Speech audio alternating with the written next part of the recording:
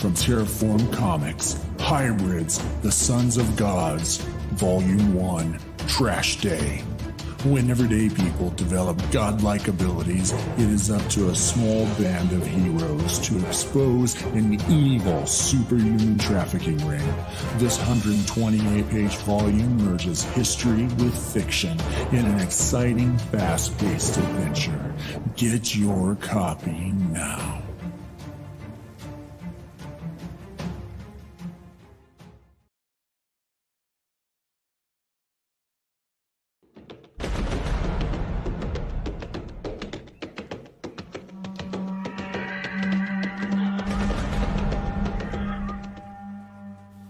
Countless miles away from the ocean, Slade struggles to survive from one pocket of water to another.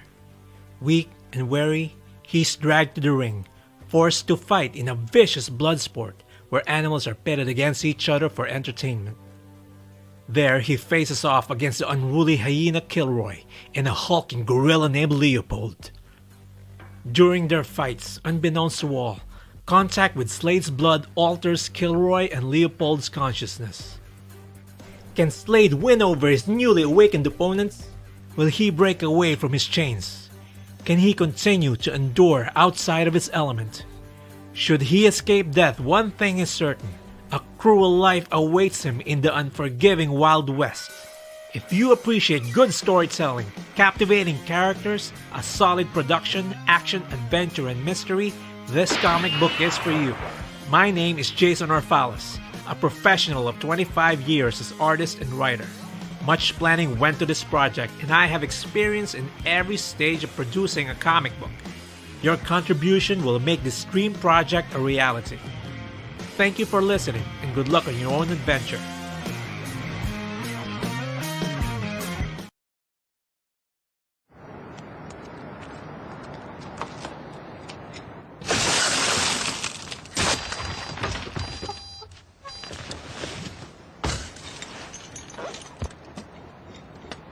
The Trunk Monkey Theft Retrieval System. Because sometimes getting your car back is simply not enough. Another revolutionary idea you'll only find at Suburban Auto Group, pending approval by Department of Agriculture.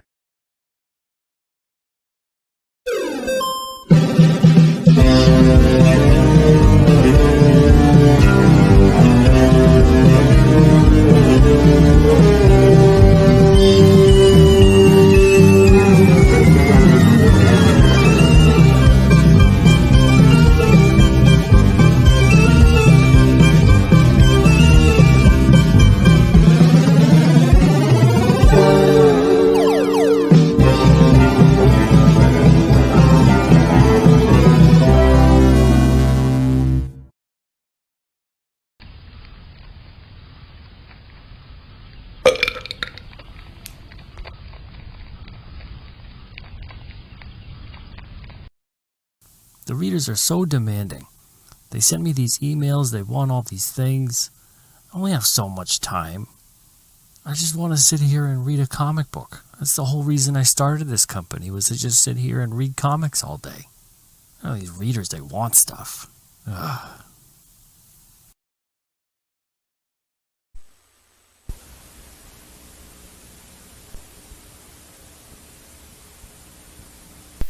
Has this ever happened to you?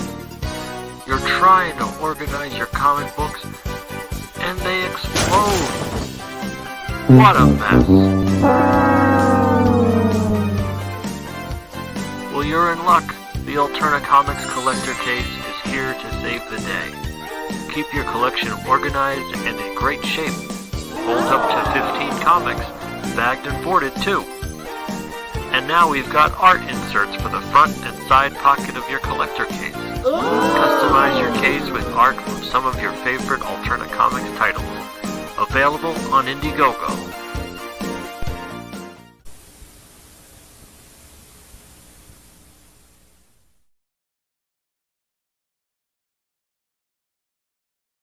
You still here? What are you doing? Go check out the Indiegogo already.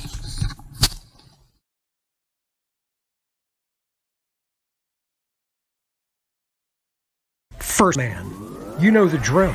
A college kid is imbued with great power and likes it.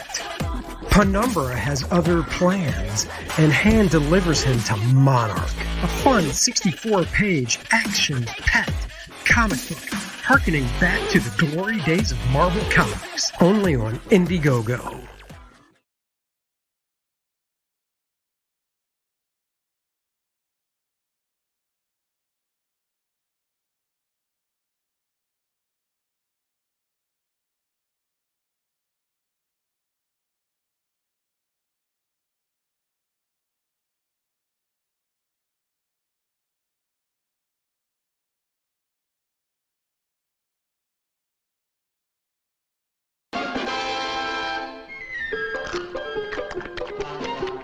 This, folks, is a Warner Brothers television production.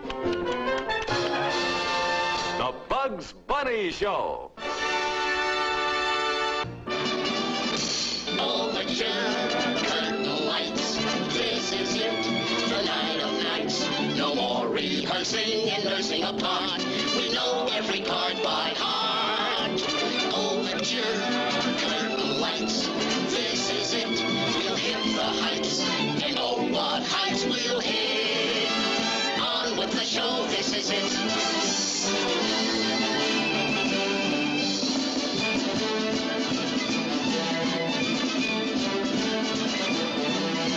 Tonight, what heights we'll hit. On with the show, this is it.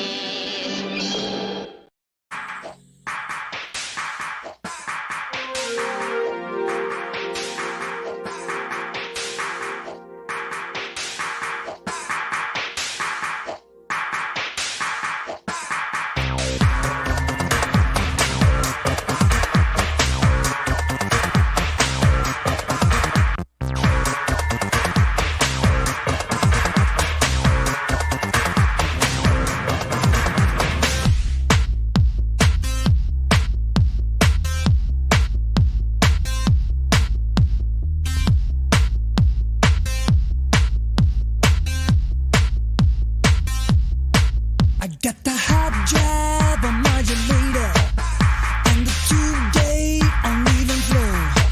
Inside the time space continuator, there's a flex mount that's set to go. This thing is vertical, retractable, reversible, submergible, and Germany. And the mechanism cross the divide, multiply and disk drive. It's Germany, it's Germany. Plug the main out into the AC. I've got the steam pre to heat it up. If there's a dropout inside the timepiece, then the jam scene will lock it up.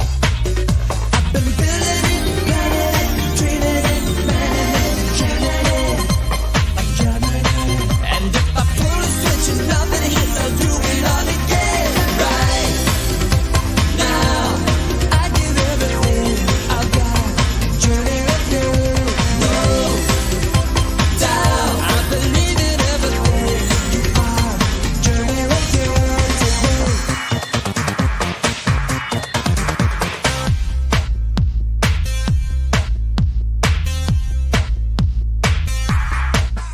In the undergrid, we're getting shaky.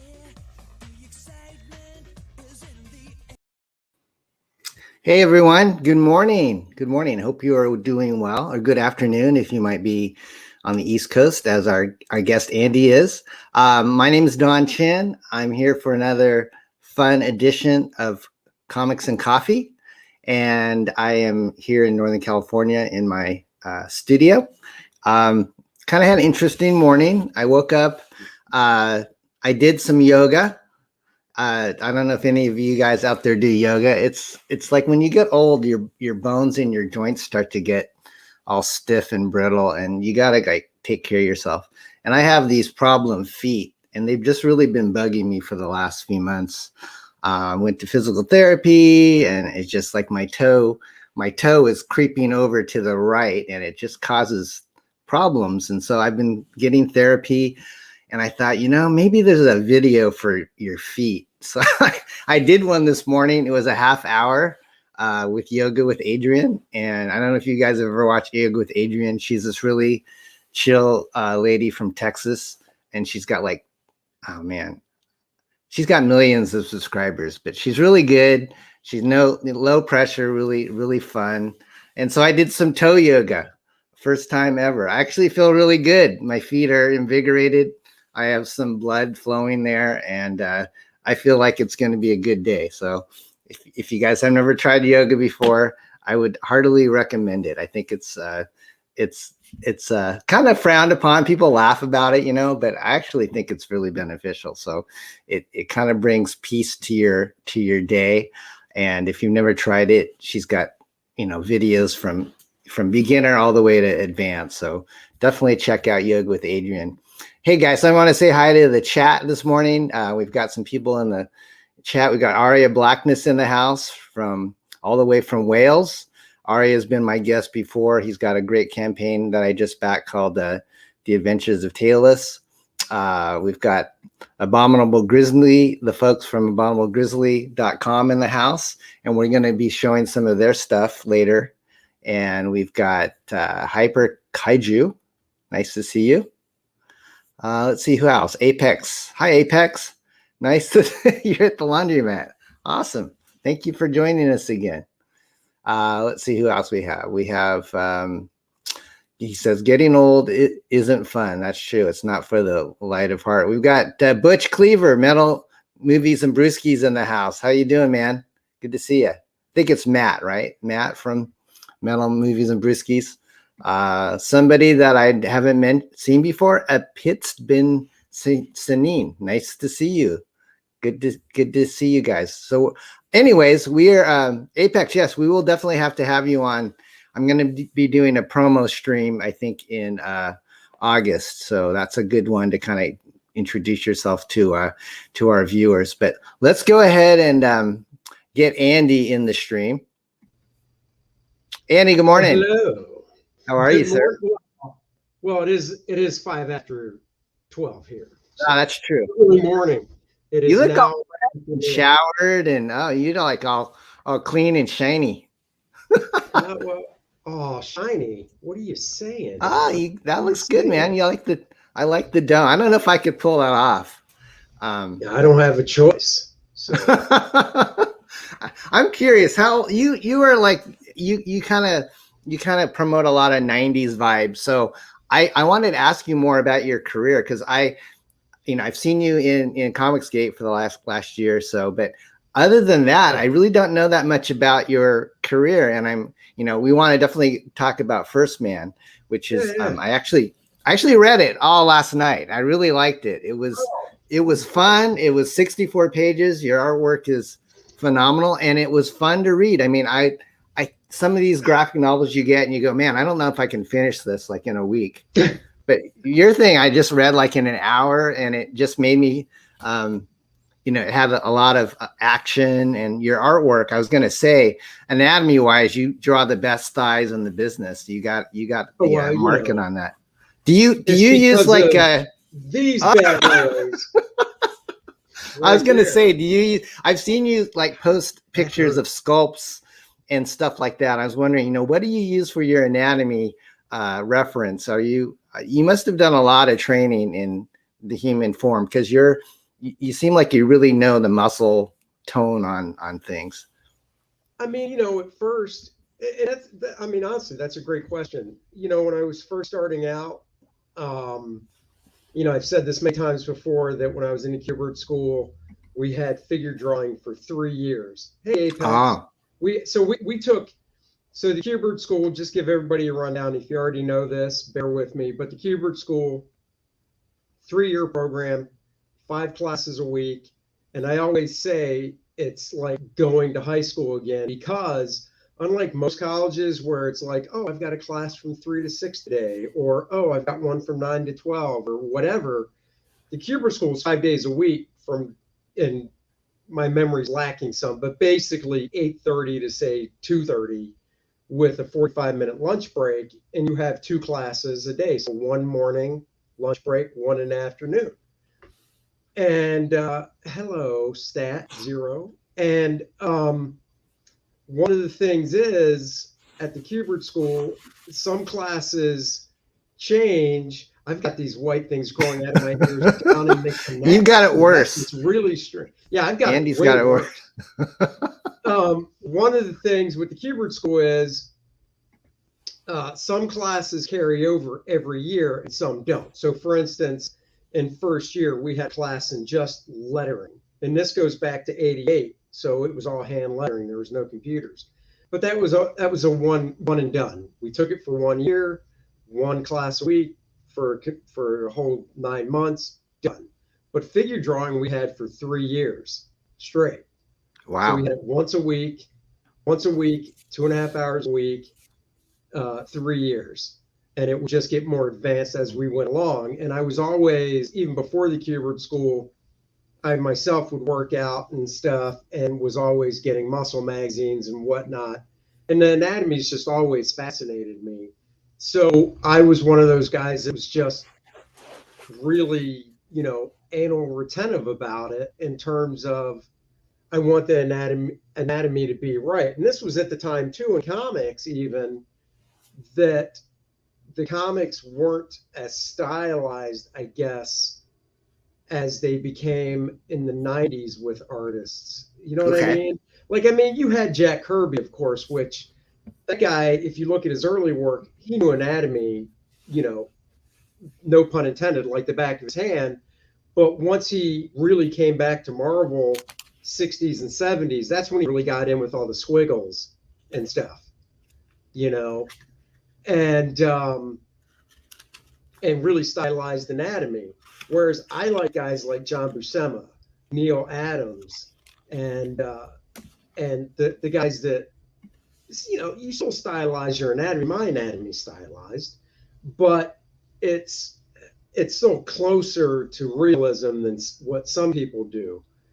And then it just got to a point, once you do it for so long, you break, like you were mentioning the muscles in the legs and stuff. I just have a system of doing it, it's just ingrained in me now. And if somebody was like,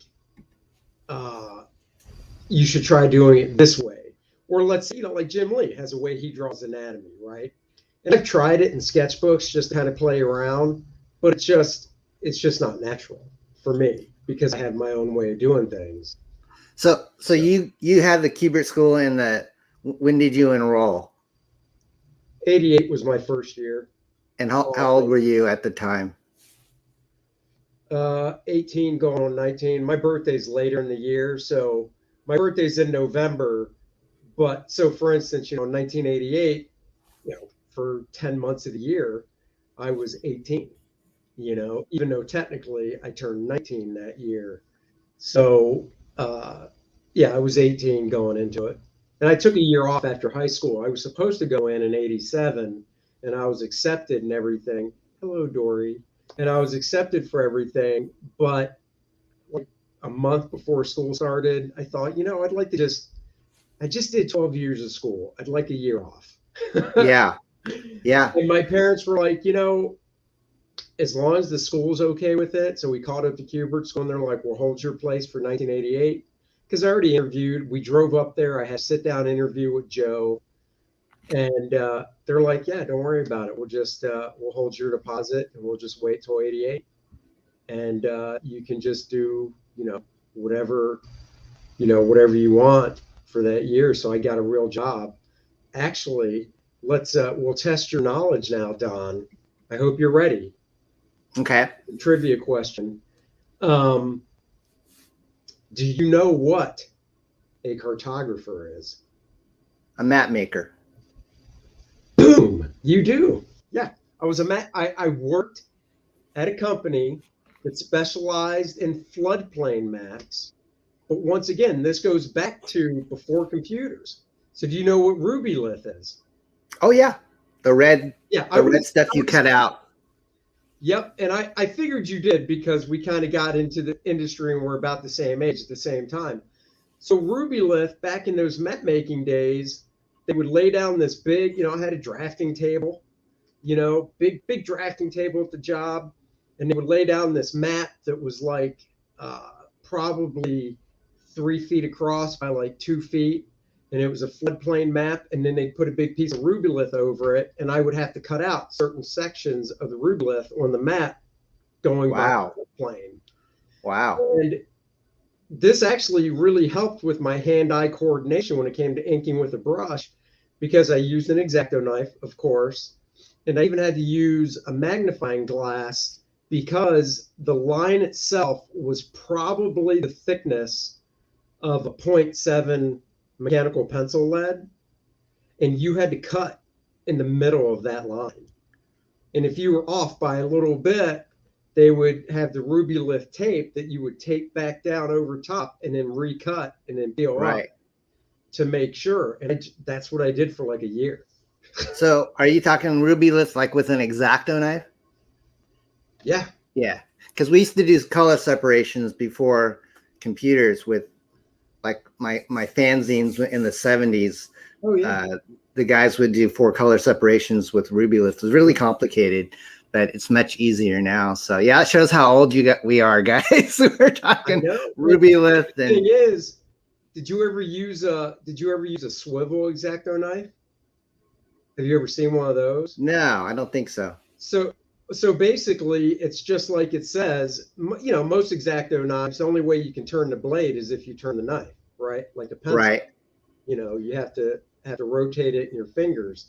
But a swivel one is the X-Acto knife. Obviously, the handle stays set, but the knife end has a ball on it, so you can turn and stuff like this without really having to turn your wrist as much. It's okay. Smoother. Nice. So yeah, I did that for a year. So Andy, what was your very first published pro work? Justice League Quarterly #5. Wow, you broke in right with DC, huh? That's nice. Yeah. Yeah. Who were some of your famous classmates and teachers, if you want to name drop? Yeah, I mean, teachers, I had Jose Delbo, who I still love and adore to this day. I think he's around 87 now. Wow. Still remembers me whenever I go to a con. And this goes back since the 30 years since I graduated. I'd see him at cons and Andy, how's it going? Whatever. So he still makes the circuit, just not as much as he used to. So Jose Delbo, whose work is just gorgeous. Hi Eisman was our lettering teacher, and he was a strip artist back in the day. He was great. I had Erwin Hasen, who drew the cartoon strip Dondi, but he also did some Green Lantern, Golden Age stuff with the Golden Age Green Lantern. Wow. I believe he helped create Wildcat. Either that or he was making it up. But because he was created in the Golden Age.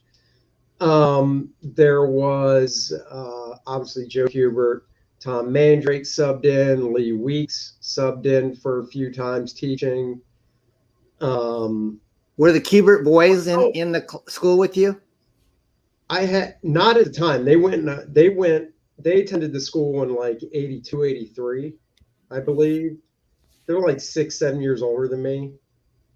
But I had them both as substitute teachers because their studios at the time were in the basement of the school. I mean, the basement makes it sound like some dark dungeon, but it wasn't. The basement was nice. It was just obviously the lowest level. And that's where their studios were. So I became friends with them. I'd go down there and hang out with them and talk and stuff and see what they were working on. What's up, Critical Blast? ARJ? Guys I went to school with, there's not. So the one notable one that is still in comics is Matt Hollingsworth, the colorist. I want to say Eisner Award-winning colorist. I'm pretty sure he's won an Eisner or two. So he was in my class. Mike Cavallero, who does a lot of his own graphic novels that he writes and draws for First Second. That's a publisher in New York. He was in my class. Another notable that is in the animation field is a guy named Joe Daniello, who is a director on the show American Dad now, and has been I don't know if he's won an Emmy, but I know he's at least a show that he's worked on has been nominated. So I don't know if personally he was nominated, but an episode or two he's worked on has been. And, so how did you meet? I was going to ask you, when I first saw your work, I thought this guy looks like Bart Sears, and you have a relationship with Bart. You guys have worked together, I think. And how did you meet Bart? So my third year of the Kubert School, like I said, it was like a high school in more than one ways of the schedule, but it was also Joe ended up buying the old Dover High School because the school's in Dover, New Jersey. So he ended up buying the Dover High School, and that's where the school was still run out of to this day. And you go up the front steps. So if anybody Google image search the Kubert School, you'll see the front of the building. You go up the front steps, first day of school, you go into the office, you get your class schedule. Of course, the school's not that big. Back when I went, there were less than 200 students for the whole school out of all 3 years. So, I was friends with people a year below me, and I was friends with, I became friends in third year with some freshmen that just started. But anyhow, so I was friends with people in the second year, and they knew from the year before as freshmen. Oh, thank you very much, guys. And I remember looking at their schedules, and they're like, holy shit, I got Bart Sears as a teacher. And I was like, what? I'm like, what? He's teaching second year students? He's not teaching third year? You've got to be kidding me. So it was like, he just started Justice League Europe, and I was a fan of that book. And I was like, well, that's a bunch of crap. I go to this school, I pay tuition, I'm going to meet the guy. And he only taught once a week. So one day before school started, I walked into his classroom and said, hey, Mr. Sears, I'm a third year student. I'd like you to look at my portfolio if you don't mind. And he was like, yeah, let me see. So he just looked over my work.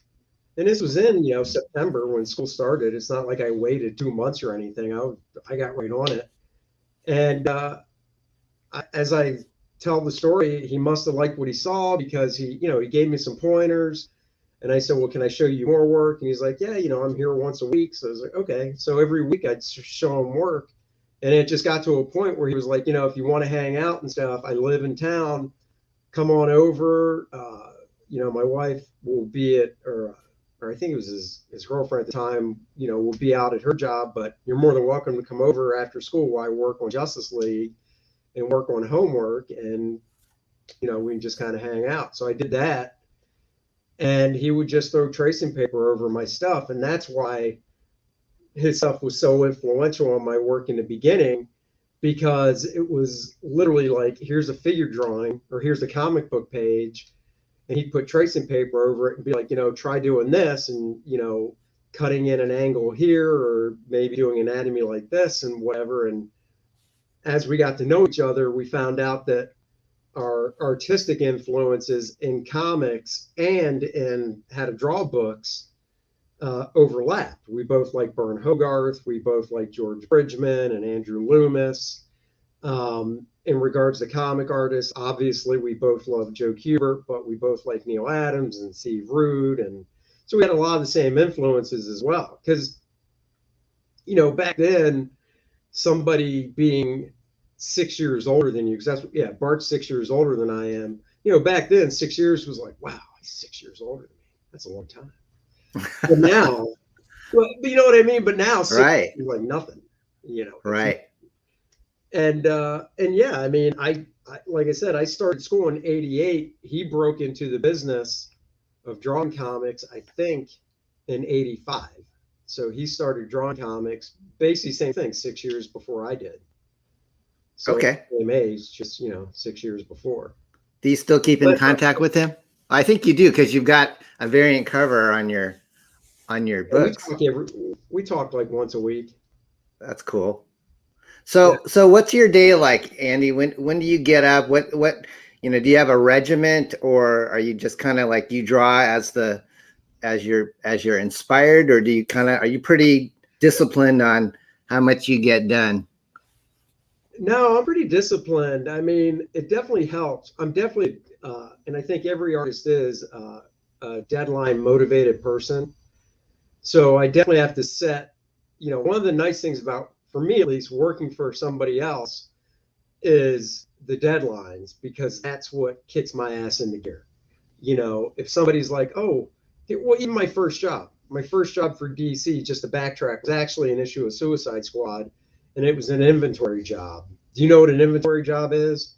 Yeah, kind of like a backup issue in case things get delayed, so they'll throw in. Deadlines get right. So if the deadline was getting tight, the editor could go to his flat file, yank it open, pull out the original art, and go, we're printing this. Book won't ship it.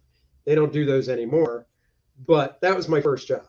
But getting back to the deadline thing, the editor was like, I said, well, what's my deadline? He goes, it's an inventory job. Just do it, whatever. And I was like, there's no way. That's just, one, it's my first job. And two, I thought, this has got to be a trap. And I really thought that. Because I thought, if I turn this thing in 3 months, he's going to be like, it took him 3 months to draw 22 pages. Even though he said, take your, there's no deadline. How would that look? So I did it, I think, in like 4.5 to 5 weeks. So in the right amount of time it takes to do a single issue. Pencils and inks, or just pencils? No, just pencils. Pencils, okay. And that impressed him, and that kept getting me work. So anyhow, now I've always been a day guy. So even before I was married, I worked basically, 8 to 5, 8 to 6, or 8 to whenever the page was done. So 10 o'clock at night, whatever it was. But I always would start around 8 in the morning and try to work during the day, because all my friends, after I graduated the Kubert School, had real jobs. They had 9 to 5 jobs. So if I wanted to, I'm 21 years old, drawing comics. My friends all have real jobs. We want to go to the bar at night and hang out. Well, why would I work at night if I didn't have to?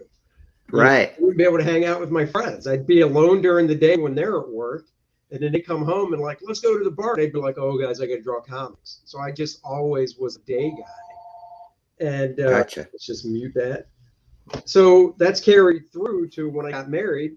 I mean, my wife has a day job, and I want to be able to hang out with her at night. So I get up like around 6:15, and I'll watch TV and eat breakfast and try to get up to my office around 7:45. And since I've started doing my Mornings with Andy daily show on my YouTube channel, that's around 8:30, unless my daughter has to work at a certain time, then I have to take her to work. So it's earlier, but I usually do it around 8:30. So I try to get up here around 7:45, 8 o'clock, just so I can prepare for that, or do a little drawing before I go live. Then I do that for like an hour, and as soon as it's done, camera goes off, and I either get to my real desk if I'm actually working on something on paper, or I just keep working on my Cintiq, which is right there, right in front of me. Okay.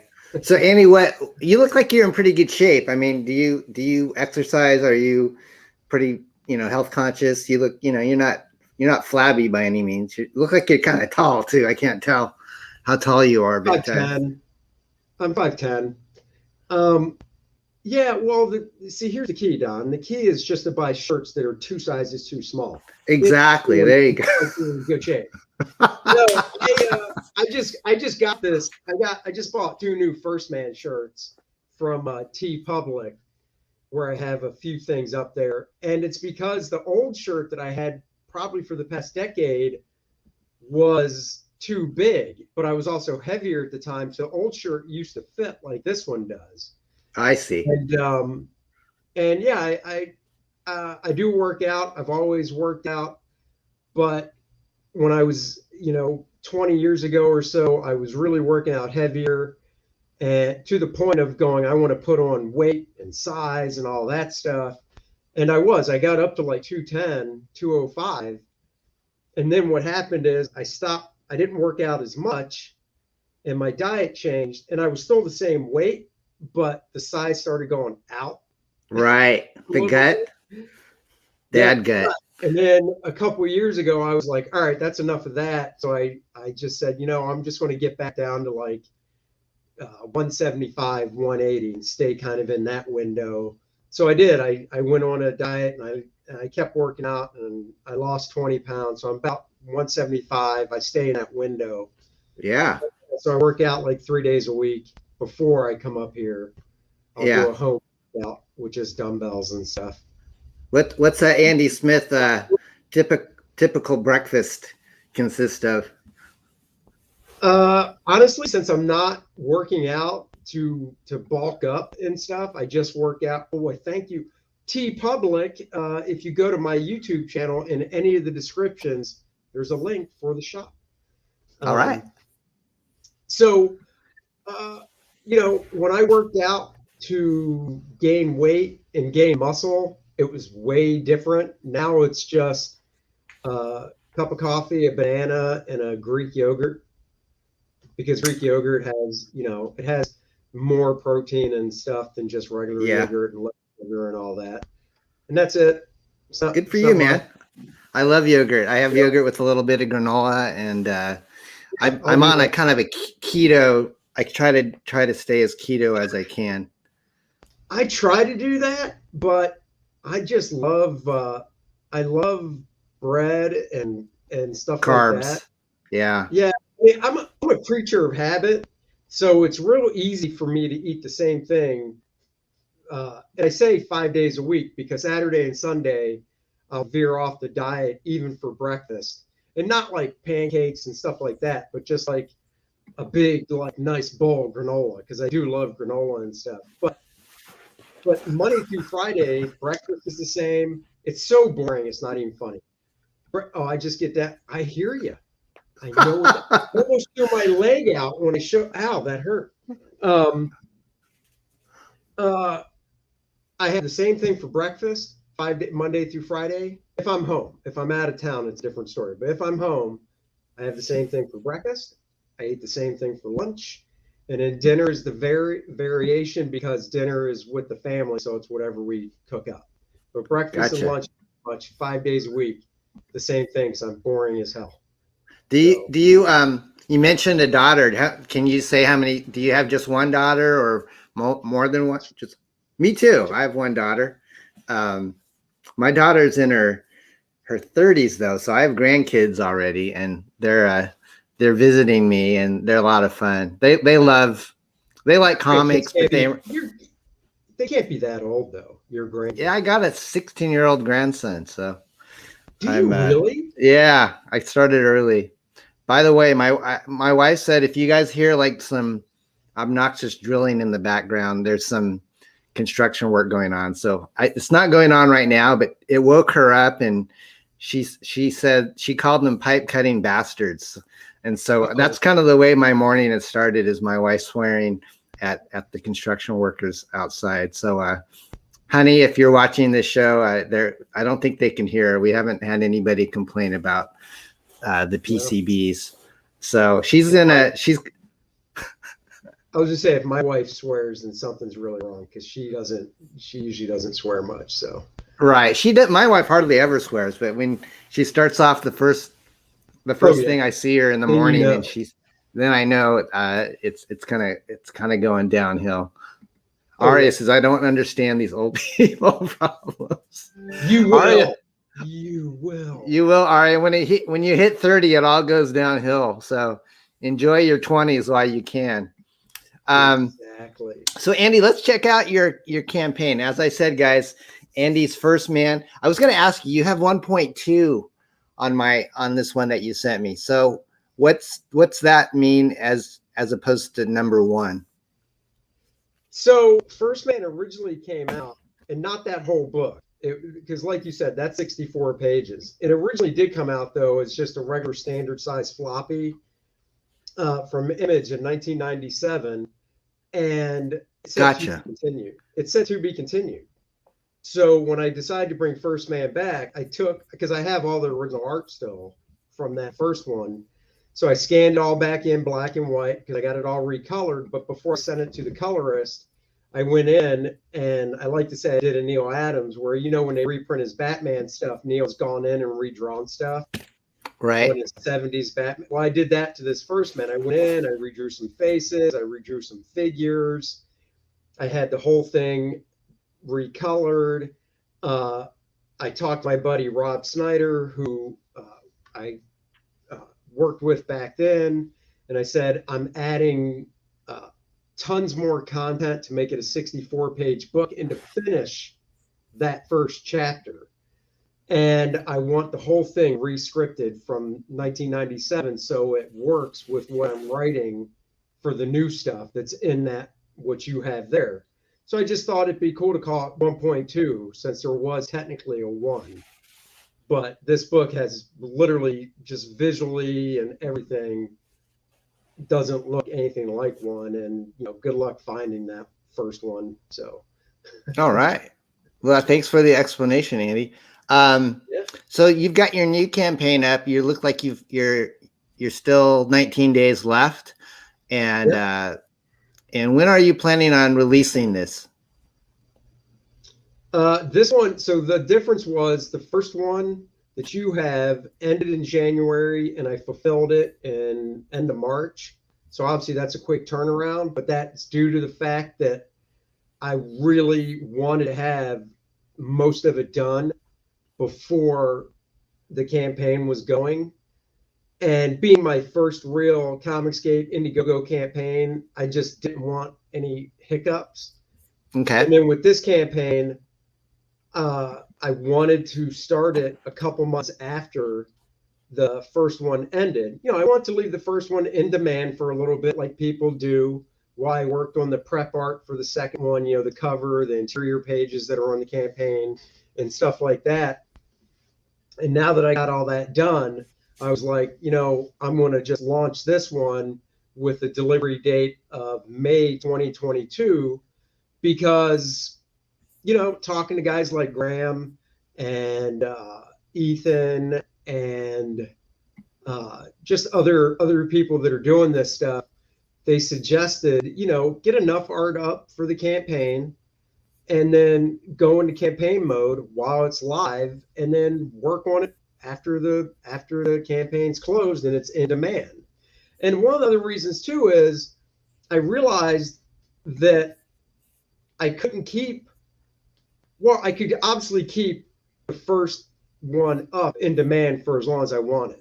But once the book was shipped out and printed, I couldn't really add more stretch goals to it. So the campaign could grow, but nobody would get anything more. Whereas when this campaign's over, since it's funded as of now, if I keep it in demand until February next year or March of next year while I'm working on the book, I can still add stretch goals to it. That's something I learned from Shane Davis. You know, he would add stretch, and even Graham too would be like, you know, 3 months after the campaign's over, it's in demand. Hey, if we hit this amount, boom, I'm going to add the stretch goal. You know, so even with the stretch goals I have now, let's say this campaign ends and not all of them are hit. Well, if it's in demand, to me, that means I still can hit them so that I can fulfill those stretch goals. Awesome, bro. Yeah, you learn a lot as you go. Yeah. What would you say is the hardest part of doing crowdfunding? Just the promoting it, the marketing of it while the campaign's live. You know, don't get me wrong, when the campaign's over and it's in demand, I'm still going to be pushing it, obviously. But I think while it's in the funding stage, you just got to get out there and really push it and talk about it and share it and you know, talk to the fans, because it really is a fan-driven model, and you know, they help out so much. You know, even before, like I was at a convention in Savannah over the weekend talking to some fans, and I was really it was really cool to have. I think I had, and Savannah's not a huge town, I had 4 or 5 people come up and be like, you know, hey, I backed this, because I had, you know, obviously I have extras that I can sell at shows. They're like, oh, I backed this. I've already backed the second one. I can't wait. And, you know, it's heartwarming, but it's just so nice because without them, it wouldn't be possible. You know, we're not a big company like a Marvel and DC or any other independent company, you know, Aftershock, you name it, that has, you know, a corporate structure to be able to pay out, you know. I mean, so Andy, what would you say is the best bang for your buck on this on this new campaign? If you never back the first one, if you never back the first one and you're completist, it would definitely be the feature tier up top. Okay. Which, it's 5 books because 2 of them are the BRZRKR's variant covers. The variant from the first campaign and his variant cover for this one. And then the 5th book is the program book. And the program book, which was also offered in the first campaign, is, once again, if you didn't get it, you still have a chance. And the program book is 40 pages. It's stapled.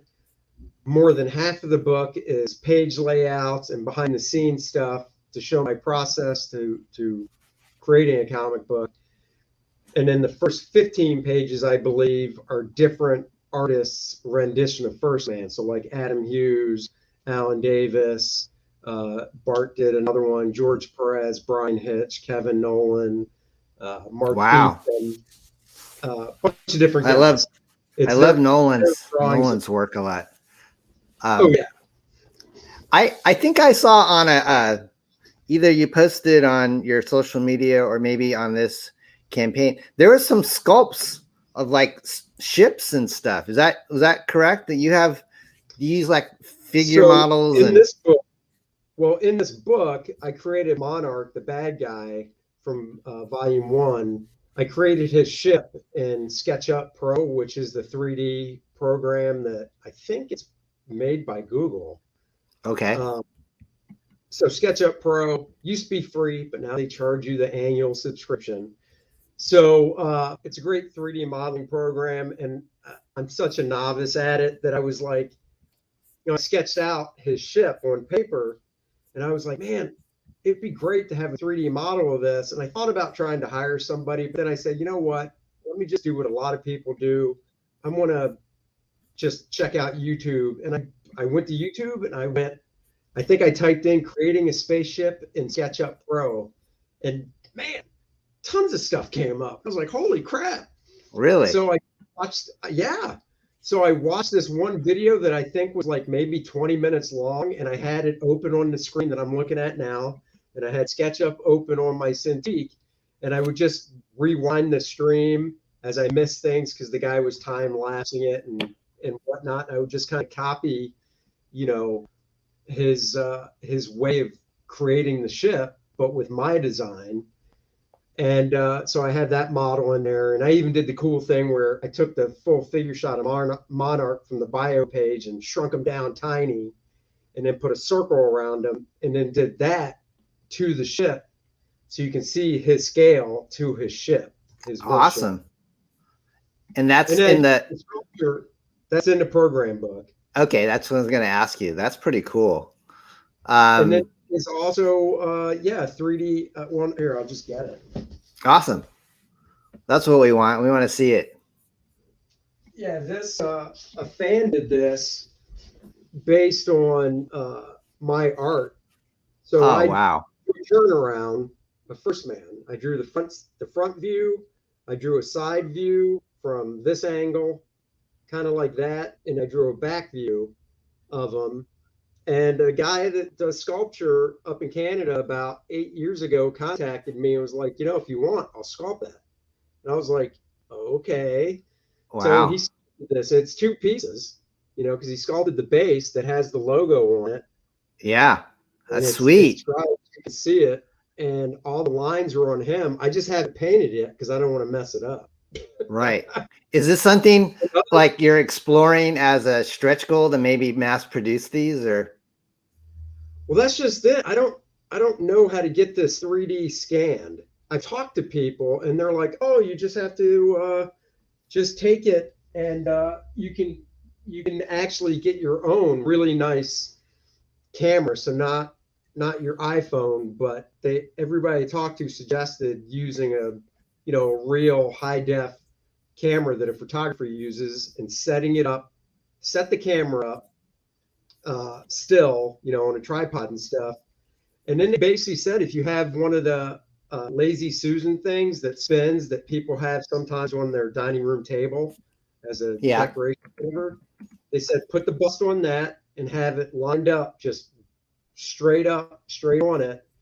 and hit your camera for video and just do a slow spin of the whole thing, you know.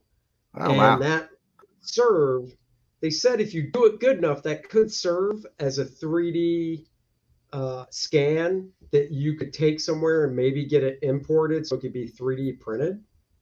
But I haven't tried it yet. Yeah.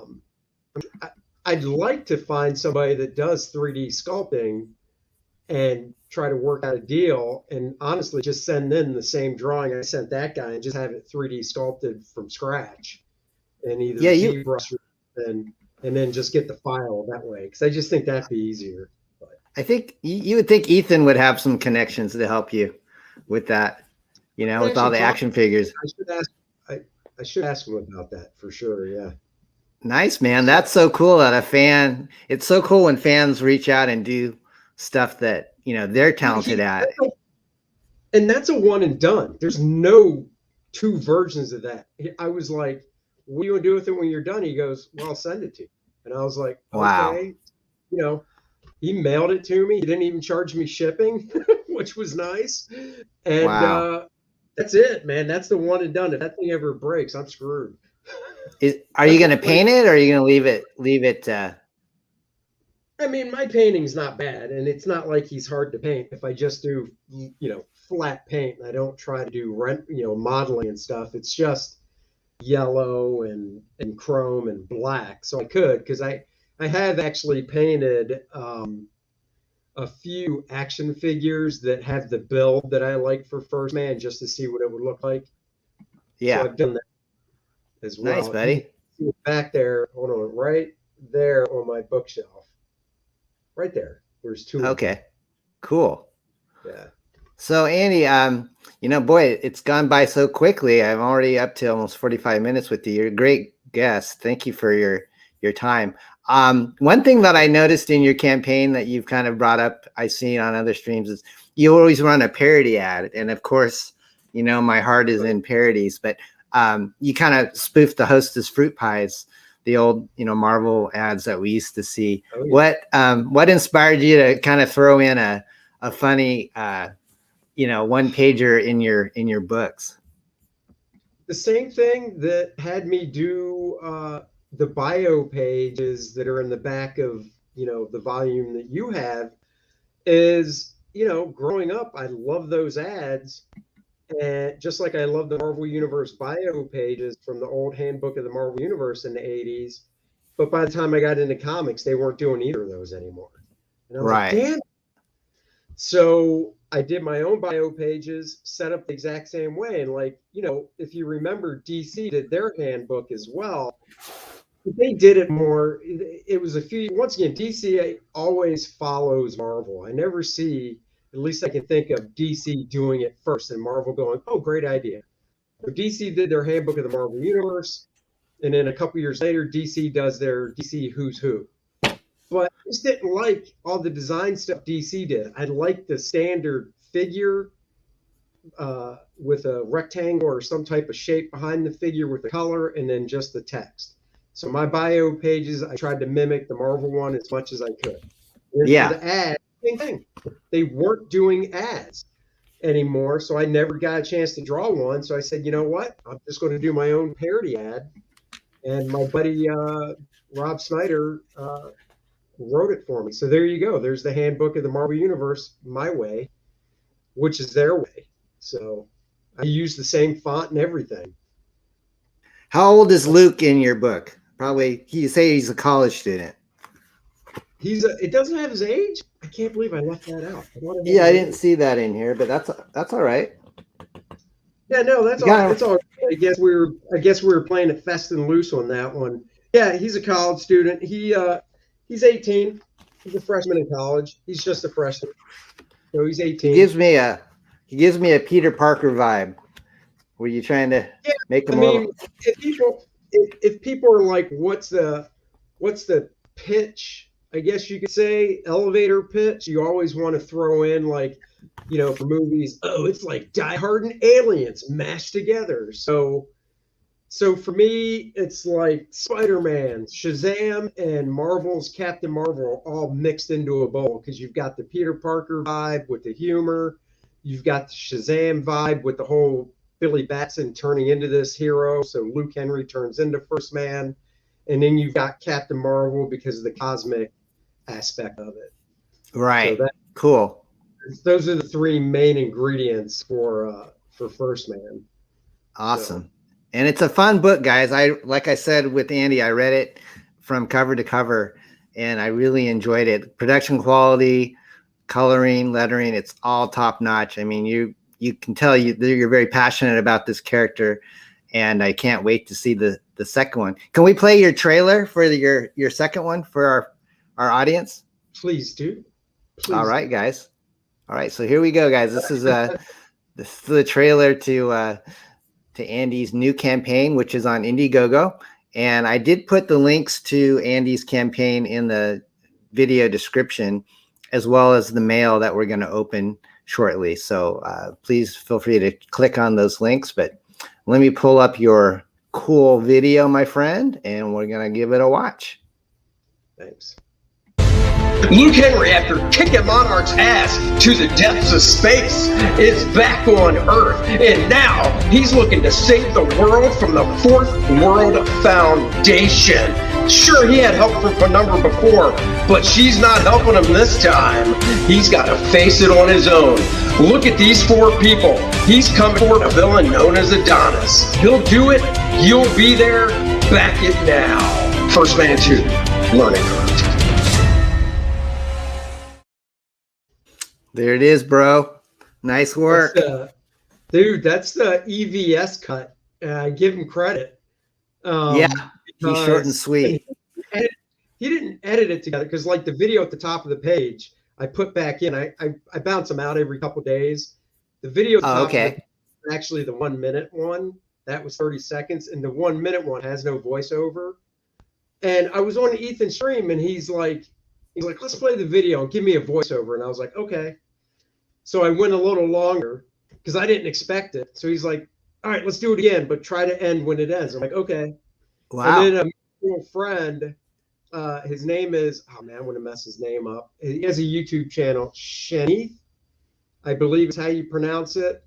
He edited it together for that 30-second one and with the voiceover and did like the booming sound effect of my voice and stuff. And I was like, wow, that's awesome. So yeah, I throw each one in kind of back and forth. So that's just it. Look at these four people. That's the one part.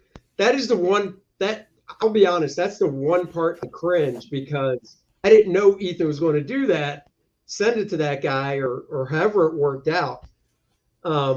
So I probably wouldn't have put that in there, but it's all good. You did great, man. That's no pressure. That's hilarious. I didn't know the story behind that trailer. Well, Andy, I think we're coming up on almost on an hour. I do have some mail I'm going to open, so I don't know if you want to stick around or if you need to get going, but you're welcome to stay. Up to you. But let me go ahead and bring us back together here. Do your mail thing, brother. I'm fine. All right, my friend. I will. Let me scoot over here. One thing I wanted to mention, other than Andy's awesome campaigns, is that Pete Cemetary is going to be doing another art auction this weekend. I believe it's going to be this Saturday on his channel, and it's I think it's going to be like 1 to 4 Eastern, so that's like 10 to 1 Pacific time, which I'm at. But in his last art auction, which was a few months ago, I actually bought this beautiful piece from Andy, which he sent me, about a month ago. And what it is it's a sketch cover of Batman as in The Walking Dead. So let me go ahead and bring that up so you guys can see that. This is super cool, dude. I mean, thank you for donating to Pete. I think we were all trying to help his cat. He had a big vet bill for his cat. And I think you sent this in as a contribution to that auction. I did. Have you done much zombie stuff?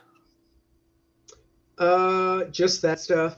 I did a Superman one that somebody bought. I did a Wonder Woman one, which somebody bought, and an Aquaman, which somebody bought as well. So I got Great. 4 of those blank Walking Dead. Somebody gave them to me. What was your favorite? Actually, the Batman, because Awesome. each one's a little different. And on the Batman, you can tell it's really stark, high contrast. I didn't do any rendering out of the black areas like feathering and stuff. And usually when I do that, sketch covers, I do it just like what you have there, but then I'll go back in with a pen to pull some feathering and stuff out of the black areas to kind of soften up the transitions. And I just looked at it. I was like, nope, I like it like this. So Yeah. How long would something like this take you on average? I think that was like an hour and a half. Nice. Thank you, man. This is a cherished Thank you. possession in my collection. I appreciate that. Thank you. So, are you going to be on this auction this weekend, or have you even? No, Did you- because of the time. That's a difficult time because it's Saturday and my wife's off from work and it's hard to do stuff during the day like that. 'Cause I try to, you know how it is since we're doing stuff during the day. And then Sunday, I'm actually doing a 1-day show here in town. So if Sunday was wide open like a normal weekend, I'd have a better chance of popping on. But because Sunday's obliterated totally with me out of the house, Gotcha. I just don't. And then Ethan's live stream auction is the following weekend. So Okay. Gotcha. Awesome. Well, I wish you the best with that. I'm sure you'll do well. So anyways, I did play an ad before the show started with Pete Cemetary. And if you folks are not familiar with Alterna Comics, that's Pete's brand. And he's got these collector's boxes. Are you ever going to do one of these, Andy, for First Man? These are pretty sweet. I'd have to talk to them to see where they get those type of things printed. Because I know nothing about where they get printed, how much they cost. I don't know anything about that. I think it'd be a great idea.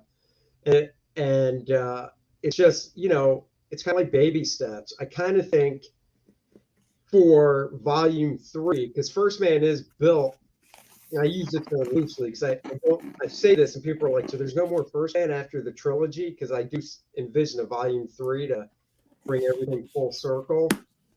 And no, it doesn't mean that after volume 3 of First Man, it would be done and there'd never be any more. It just means that the first trilogy would be done. It's kind of how the story is in my head. Okay.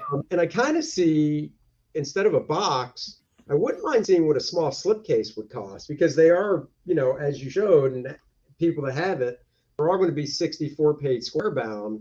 So you put 3 of them next to each other. I think a slipcase could be kind of cool. To check into something like that as well. But that's cool.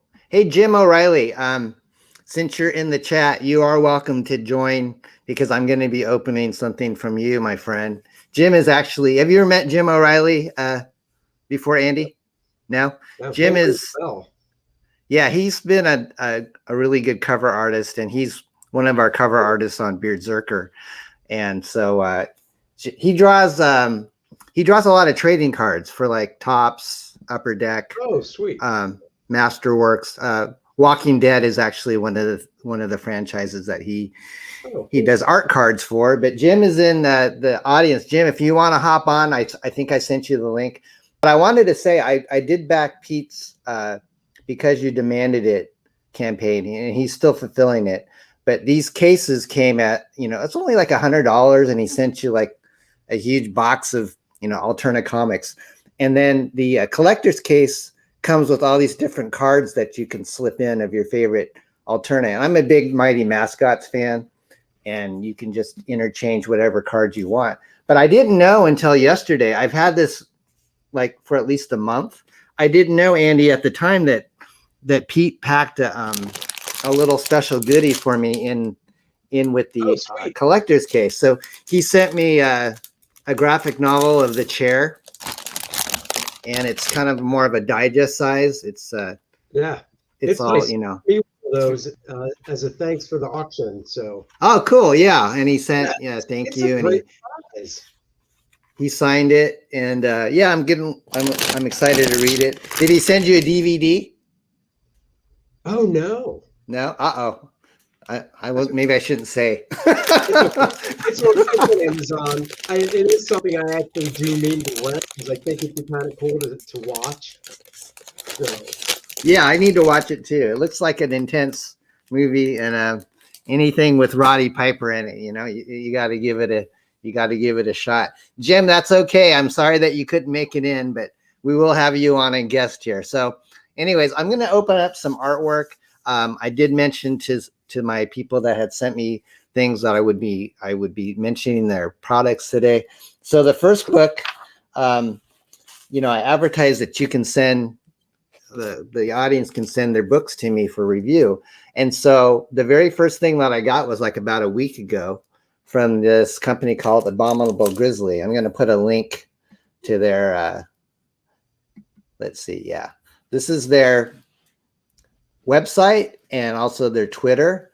Mo and Joe are the creators of this book.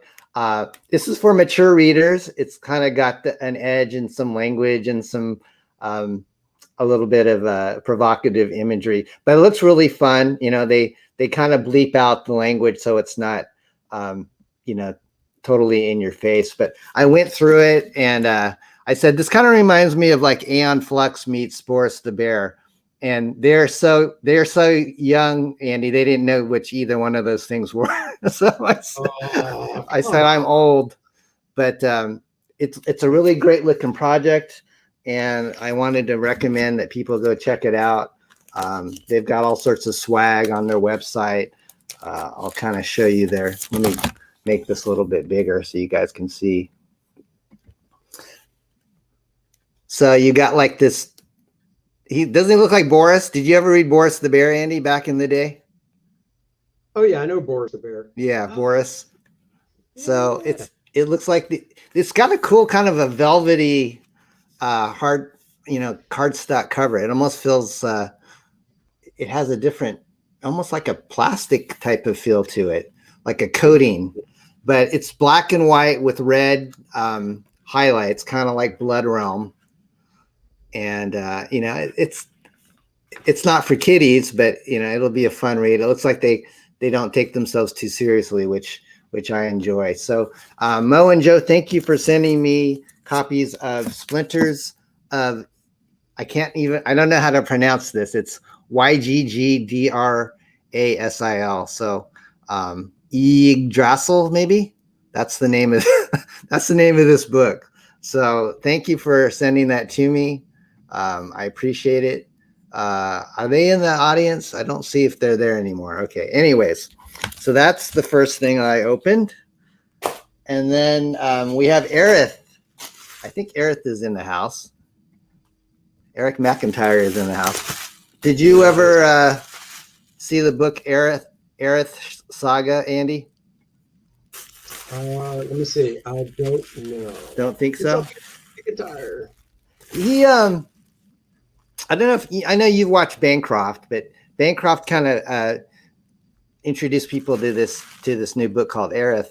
And Brian, who is the creator of Airith, he was one of the first to package the books in like a cool box. So if you ever see a pink cassette box that was used to ship the fulfillment, that was Brian's campaign. And then Sovereign Wolf came along, and it kind of had a cool covered thing. So Brian ran out of the pink boxes. Unfortunately, they're probably collector's items, but he did send me his first issue of Airith. Oh, he's got it in skull tissue paper, which is got all this cool stuff's coming out. Yeah, this is what the box looked like.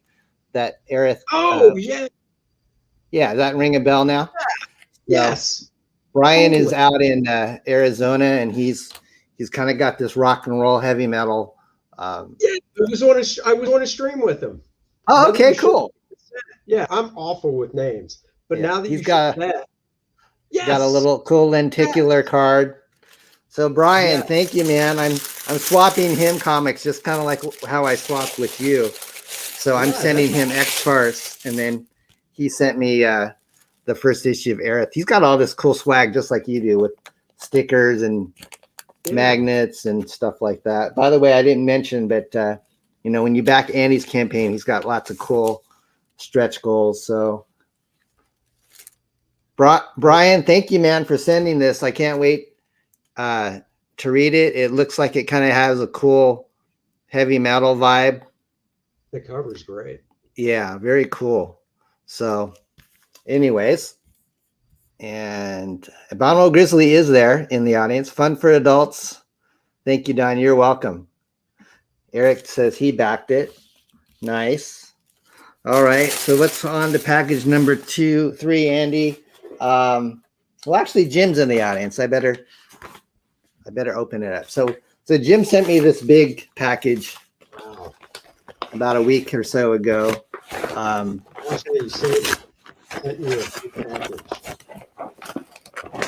Oh, wait, Jim. I think he is here. Hey, everybody. Hey, Jim. I made it.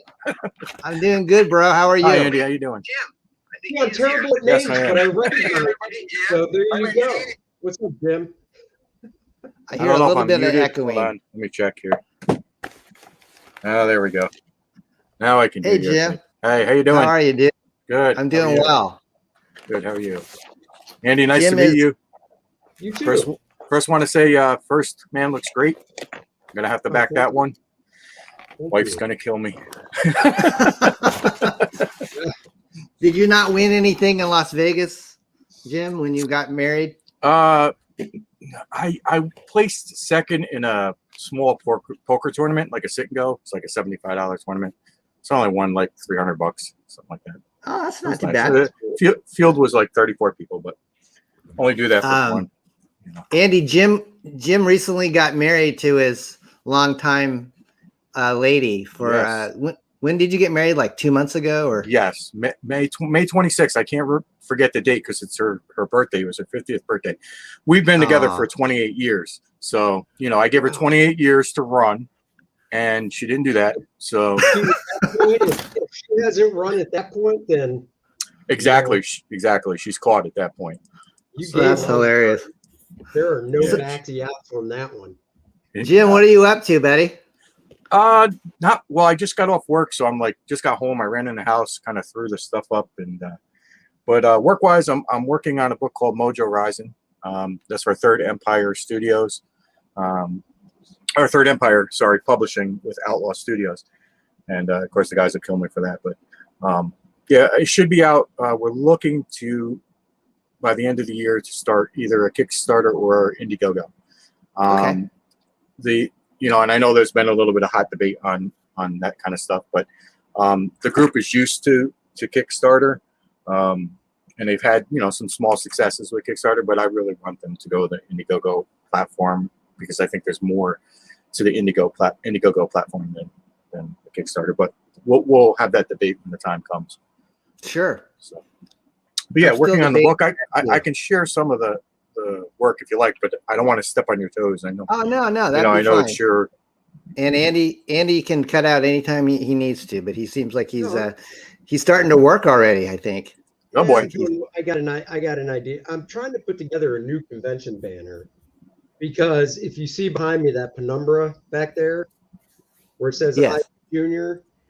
So I don't know if you remember the type of banners before the retractable ones, but they came with like these 4 poles, and you set up the poles, and then in each corner of the banner had the grommet that you attached to the poles and stuff. So it was a pain in the butt.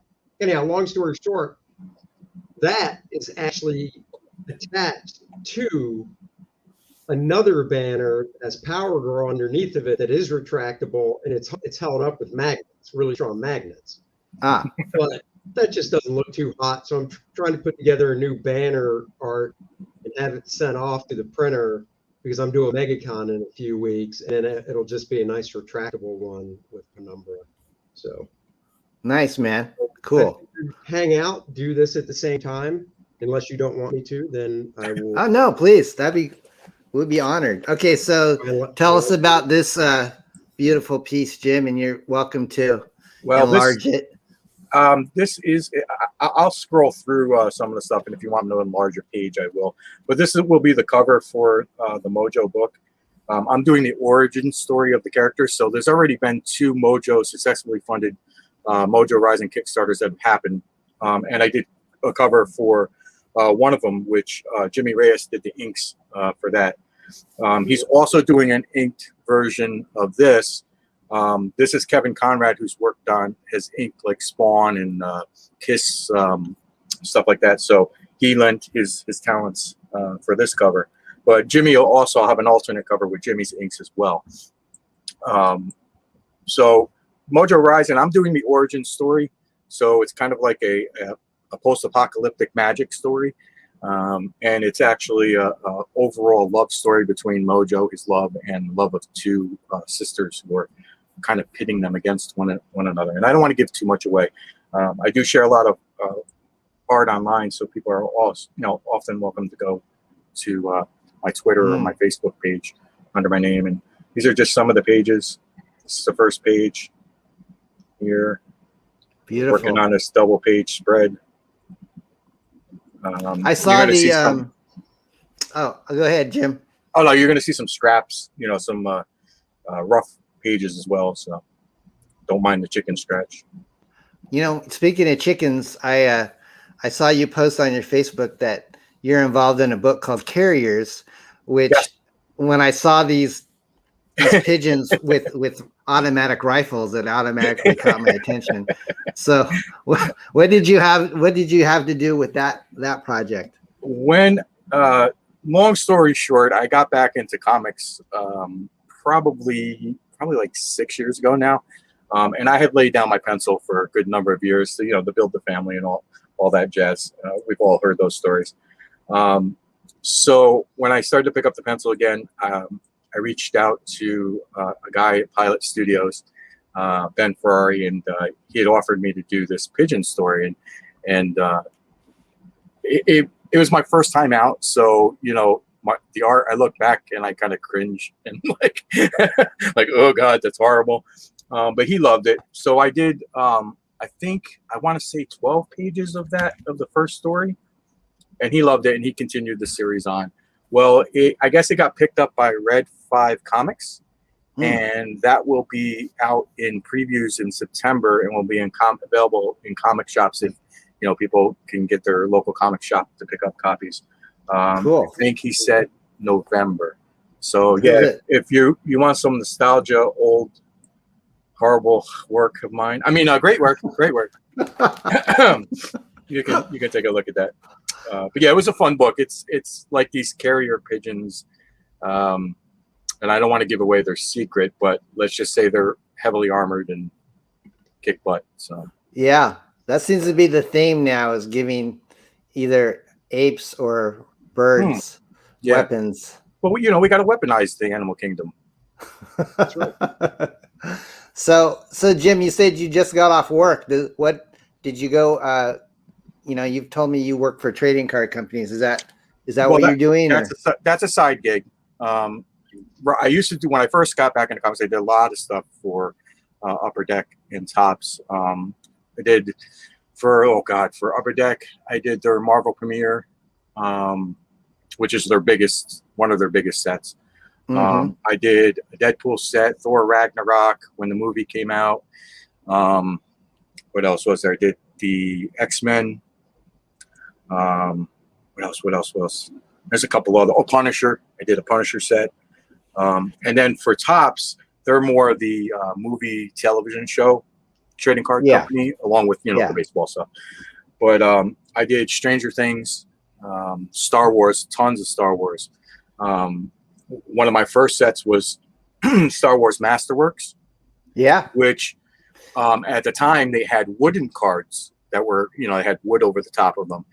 And they allowed me to do a huge puzzle set. And I wood burned the images into each of the cards. But when you put all 12 cards together, it made one big picture. But each card could stand on its own.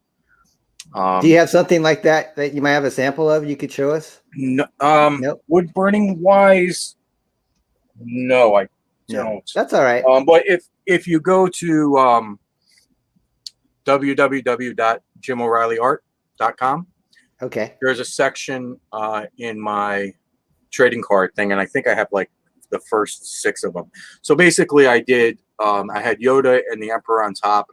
I did the Jedi, and then I did the Ladies of the Sith, and then the Ladies of Hope, and it was all one big puzzle when you put it together. The problem was Topps made an error when they did the insertion, so some of the cards got inserted, others did not. So they were very rare to find, and nobody was going to get the full puzzle piece because, as an apology to me, they sent back 2 of the ones that they found in their warehouse. And of course, my collector, I have someone who collects a lot of my art. He snatched those up, so no one could ever really get the full puzzle piece, which is kind of sad to me. But errors happen, accidents happen. You move on. So I did Star Wars for them, Stranger Things. What was the other? Oh, Walking Dead. I think I did like 4 series of The Walking Dead. And at the time, these were the popular before some of the disasters that have happened with those properties, in my opinion. So, they were very popular and stuff like that. But yeah, trading cards are kind of like a side gig.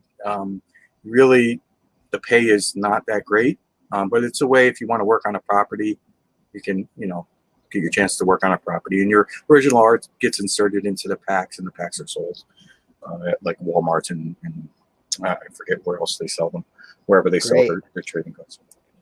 Well, Jim, I wanted to thank you for sending me the cover artwork for BRZRKR, which I'm showing people on the screen what it looked like colored after Sigmund colored it. But thank you for putting us in touch with him. You sent this pinup piece to me, and I loved it so much, and my wife loved it so much that we made it cover number 7 in our campaign. So if anybody would like to get this, our book is only $15, and we're in the process of getting it colored and lettered. So I'm hoping that within the next month it'll go to press. But Jim, this is such a great piece, and you really nailed the whole Bill and Ted thing we were trying to go for.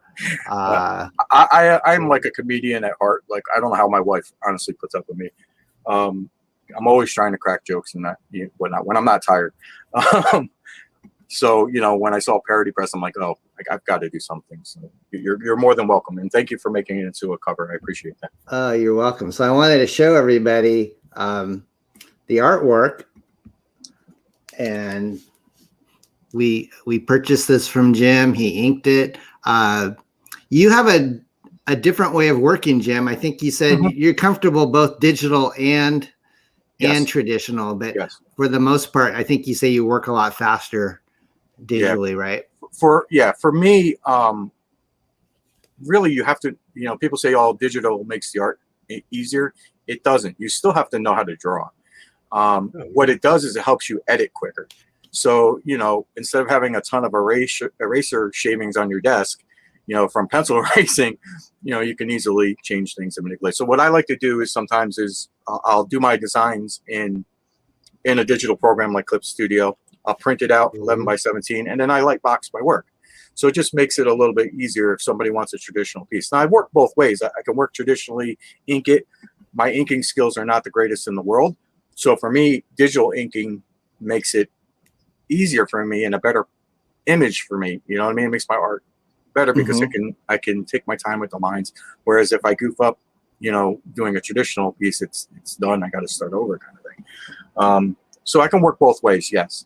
And with that piece, the image was already done, so I just printed out my digital inks, and then I light boxed, did a pencil piece, and then I inked over traditionally over top of it. So, Andy, do you use what do you use to draw digitally? Do you use Clip or something else? I actually use Sketchbook Pro. I like Sketchbook Pro because I don't do a lot of inking digitally, and the interface just seems a lot easier than Clip Studio, which I do have as well. So yeah, I use Sketchbook Pro. It seems to work out really well for me. So I always admire you guys who can ink and make beautiful traditional ink pieces. Not me. They don't usually come out that well, but this one did. I'm sorry, I didn't mean to interrupt you guys, but Jim is such a sweet guy. He is a generous guy. So on top of this wonderful, it's always weird to get this oriented right when you're on Mirror, but He sent me more original artwork. You Well, funny some dude. Are prints, and then there are some original pieces in there. That's a print. Strawberry shortcake meets Deadpool. That's hilarious. Oh, this is beautiful, man. Thank you're gonna have to pull stuff out. There might be stuff in between too. I don't know. Wow. I always try to jam those things as much as possible. So you're too kind, my friend. Yeah, I love these these plastic art sleeves you guys send. So this is a print.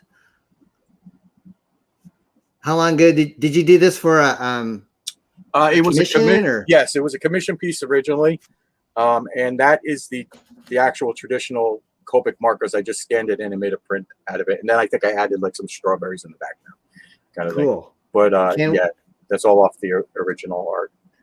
Now I know you're available for commissions. You know, you can go to your website. Yes. Are these prints still available? Can people still purchase these? Yes, you can contact me, and if I have them available, yes. With COVID last year, obviously there were no shows going on, so the prints I have are like from a year prior, so I got to work on building more prints.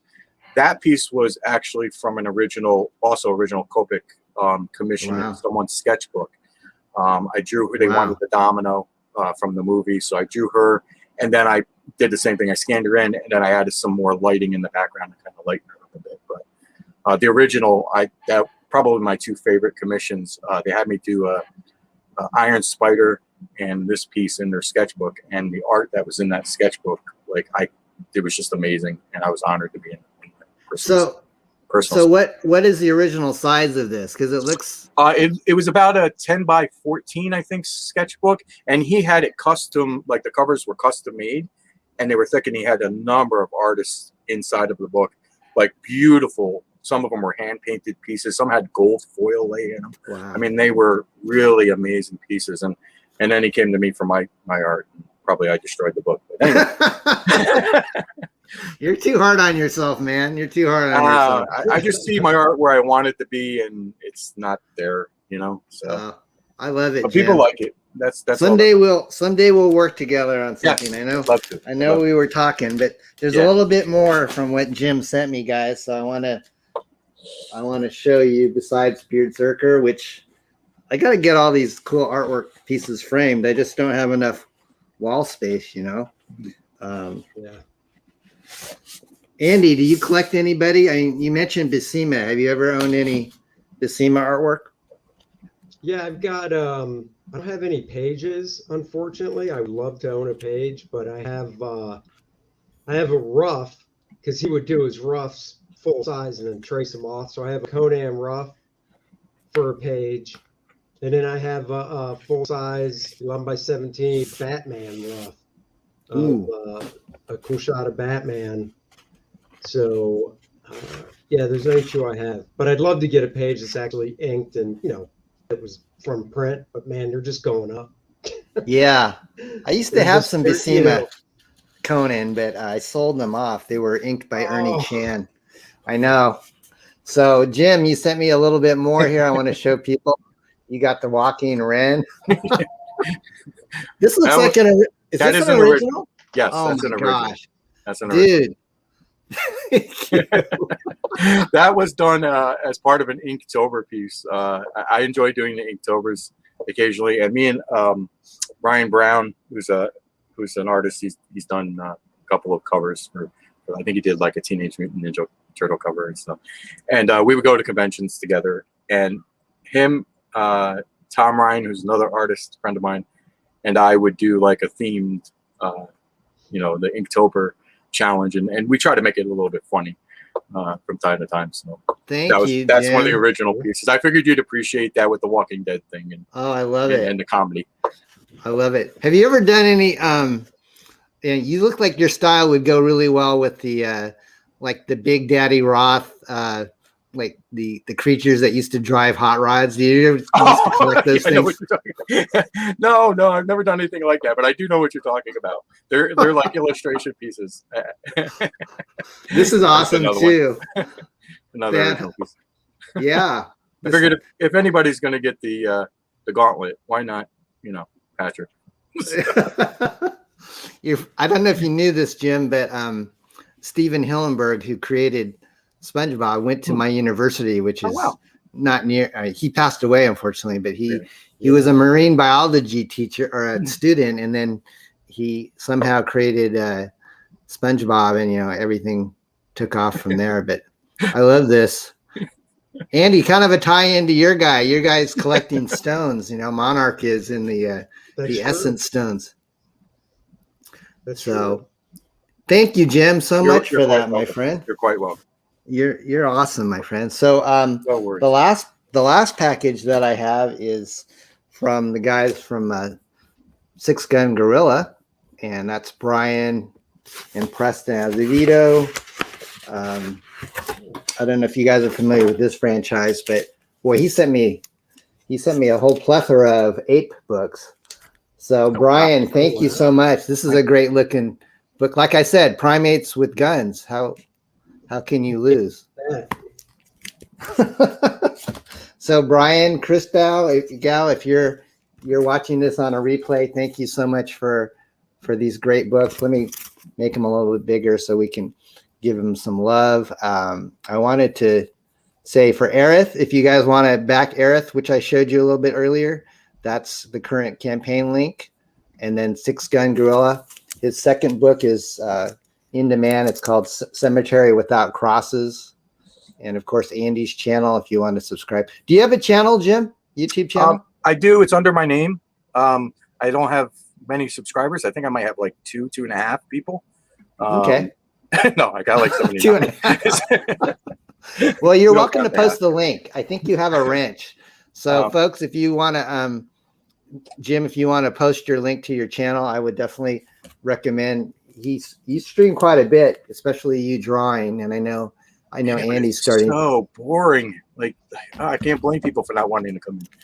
But if you want to go to sleep, it's a great video. Come definitely. It's Jim O'Reilly's ASMR channel. Yes. A little weird, but what are you gonna do? So Brian, thank you again for all these Six Gun Gorillas. I saw Oliver from 656 in the chat. He sent me his cool Undead Borders, and we're still waiting on his Kryptonals book. Boy, I think that does it for the mail, guys. Cool. I did want to mention that I mentioned earlier that Peter Cemetary is going to be having an auction. I will plan on going on that show and auctioning some. I did find some Hamsters stuff from back in the day. I wanted to kind of preview it. I don't know which one of these I'm going to sell, but this is from like the 90s, an unpublished book that Parody Press never did. It was like Clint the Hamster destroys the, defiant Marvel DC universe. And then, so these might be going up for auction this Saturday. Nice. I've got some comic strip work that my friend Mark Lewis drew that back in the day, newspaper strips were what everybody wanted to get into, besides comics. So me and Mark would try to do these, kind of like Peanuts type strips. Mark, of course, is our cover artist on X-Cons. And he's actually an animator for, he's working on, believe it or not, Usagi Yojimbo is going to have a Netflix animated series. Yeah. And he let the cat out of the bag just over the last week that's coming to Netflix. And he's one of the, so Mark works on X-Men. He's worked with DreamWorks. And so back in the day when he was trying to be a comic book artist, we worked on a strip. So I'm probably going to try to sell one of those. And then when Andy was on earlier, most people know me as a writer, and my wife says, you're just a writer, honey.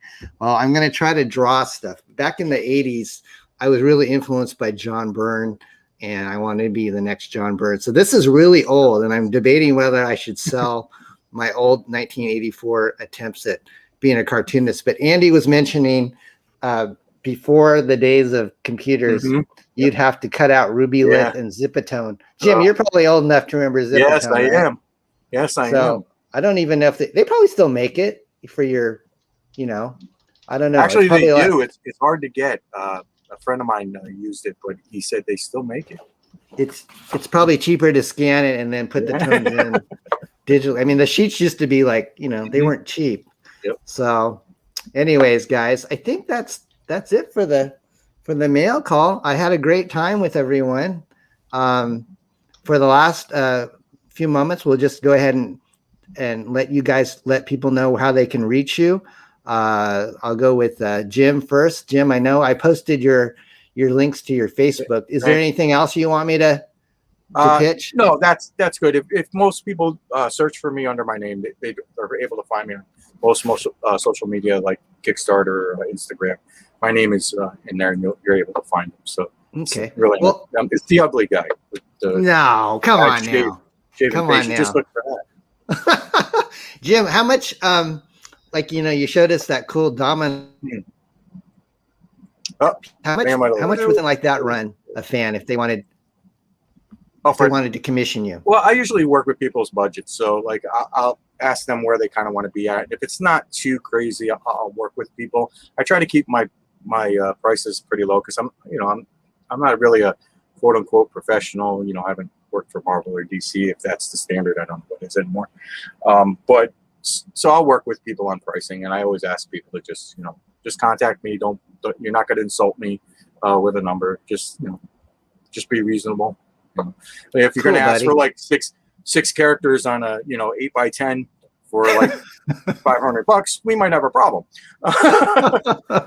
But if you've been around long and you collect art long enough, you kind of know where you want to be at. So, but Jim, I generally try not to charge more than like $175.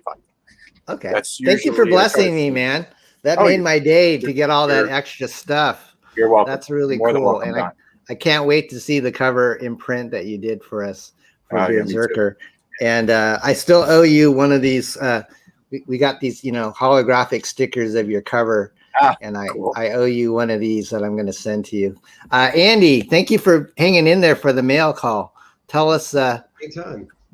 So obviously we can back your campaign. Are you open for like commission type stuff too, or are you too busy with your? Just go to andysmithart.com and there's a contact button, and you can just email me through there. Okay. And cool. we about stuff. And other than that, Andy Smith Art on Twitter, on Instagram, on Facebook, and Andy Smith is just what you search for on YouTube for the YouTube channel. And there you go. Morning show every day. And back first, man. And that's it. Nice. What time do you normally stream your morning show? 8:30 generally, Eastern. Okay. Yeah. You go for about half hour, or? No, I go for about an hour. Yeah. Okay. Cool. Did you do one this morning? Sure did. Sure did. Awesome, bro. Well, thank you so much, Andy. What a fun conversation I had with you. And please tell your friend Dennis hello. You've got a great channel. I've been on it before, and you guys talk about beer a lot, I noticed. Yeah, sometimes, yeah. Awesome, guys. So my name again is Don Chin. I've got a couple of projects in demand, X-FARCE and BRZRKR. Please check them out on Indiegogo, guys. Before I go, I just want to make sure I said hi to everybody in the chat.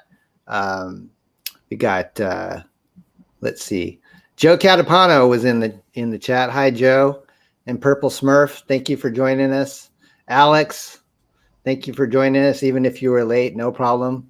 Oliver, thank you, everyone. So anyways, we're going to go ahead and say goodbye. You guys have a great day. I appreciate everybody that hang out. And I don't know if I'm going to have a show next week. I've got company coming in for a wedding. So just watch my Twitter and I'll let you guys know what's going on. So anyways, you guys have a great one. Again, thank you for joining me, Jim and Andy. You're welcome. Thank you. Thank you for having me. Bye, everyone. Thank you, man. Bye, guys. Have a good day.